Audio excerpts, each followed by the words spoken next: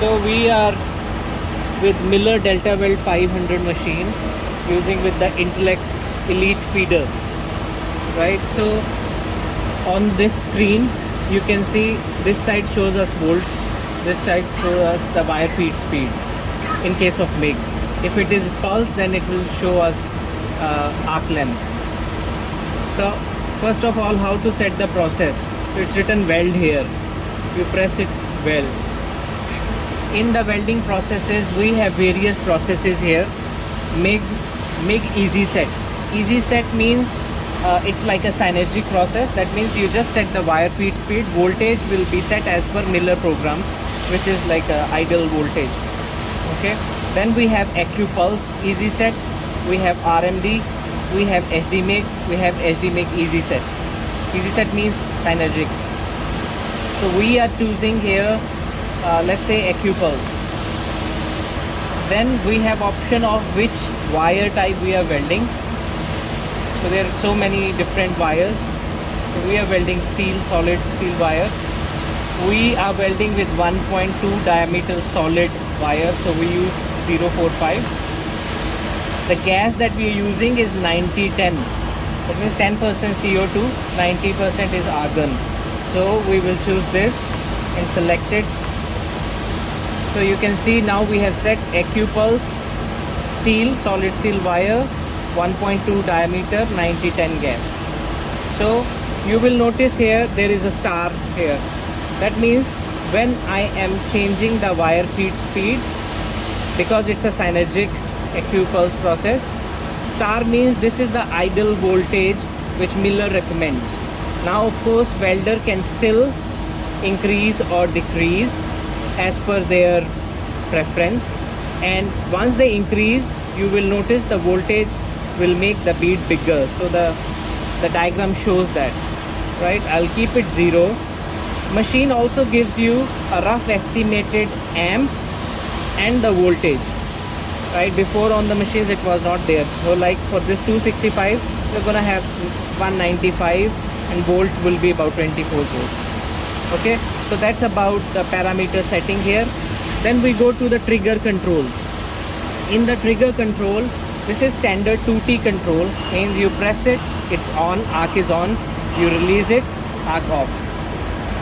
When you go into the hold moment, meaning there are welders, when you're welding long welds, they want to start the arc, then release the trigger. So in that case, you just make the trigger hold. Now how long you want to keep holding it, that means you don't have to hold the trigger anymore.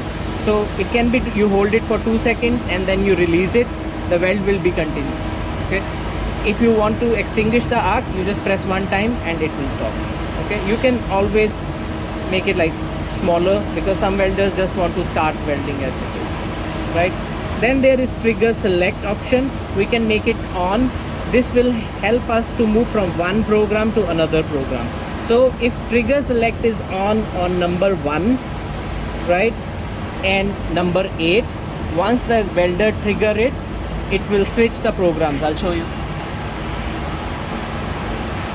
So in this case it's not on, I will on it, and suppose I on it for number 5 as well, right? So when I am doing this, I go to number 8 and my screen shows the program as well. So because only 5 and 8 has the trigger on, so I'm gonna press the button here like this.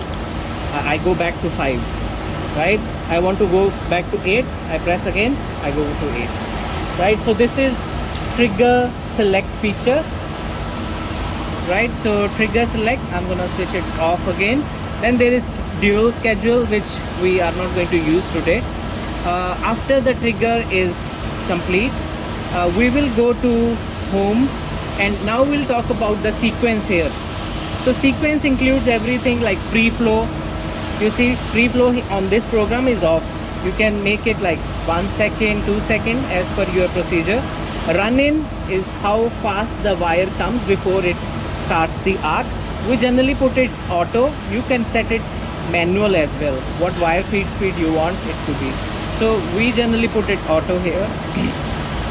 Then starting parameters, like in the beginning you have some typical parameters which you want to use.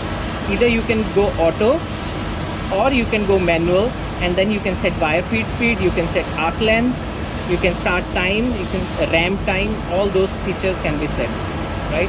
So right now I will just put it off. Profile pulse is more for aluminum kind of welding, where you want the stack time stack kind of visuals. Crater fill is very important as well, so you can have auto or manual. Same way, in manual you can set wire feed speed, arc length, fill time, everything. And rest is burn back. We set it like 30. Post flow, yeah, we need it like 1 second.